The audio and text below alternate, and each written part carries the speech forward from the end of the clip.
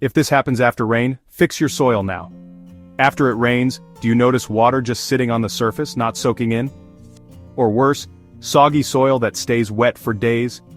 That is a classic sign of poor drainage, usually caused by compacted or clay-heavy soil.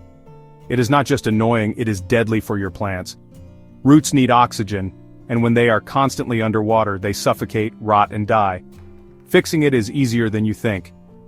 Aerate your soil, mix in compost, and add materials like perlite or coarse sand. Over time, your soil will become light, airy, and plant-friendly again.